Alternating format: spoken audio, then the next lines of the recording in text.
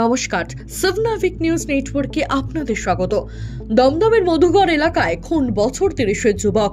Live in রিলেশনে থাকা প্রেমিকার হাতে খুন হলো প্রেমিক সার্থক দাস।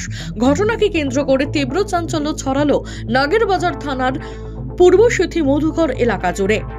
সূত্রের খবর, এদিন সকালবেলা পুলিশকে কে বা কারা ফোন করে জানায় যে মধুগড় এলাকায় একটি বহুতল আবাসনের সিঁড়িতে দেহ পড়ে রয়েছে। খবর পাওয়া মাত্রই তড়িঘড়ি ঘটনাস্থলে পৌঁছায় নাগেরবাজার থানার পুলিশ। সংজ্ঞাহীন রক্তাক্ত অবস্থায় পড়ে থাকা সার্থককে উদ্ধার করে নিকটবর্তী হাসপাতালে নিয়ে গেলে চিকিৎসকরা মৃত বলে ঘোষণা করে। আমরা তো সকালবেলা দোকানে আসলাম, দোকান খুললাম, তখন সবাই বলা কথা করছিল এরকম চাঁদতলায় থাকে, এরকম ওই ভদ্রমহিলা নাকি তার স্বামীকে মেরে দিয়ে পুলিশ এসেছিল, এরকম পুলিশ বডি নিয়ে গেছে, ওনাকেও নিয়ে গেছে।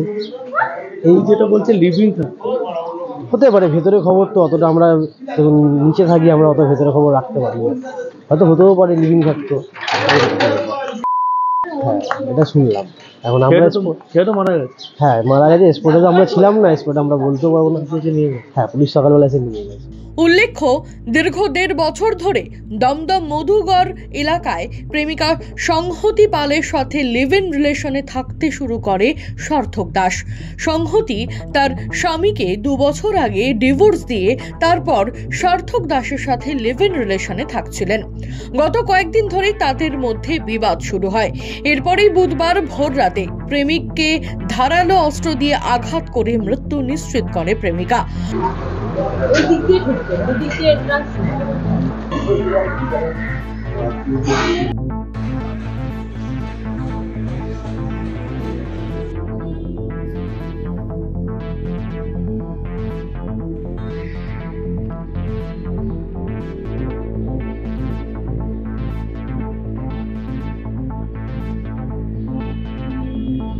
প্রশাসন সূত্রে খবর, ঘটনার পর সংহতি পালকে আটক করে জিজ্ঞাসাবাদ শুরু করতেই প্রথমে সে বিষয়টি ঘোরানোর চেষ্টা করলেও পরে নাগেরবাজার পুলিশের ম্যারাথন জেরার মুখে পড়ে খুনের কথা স্বীকার করে নেয় সংহতি।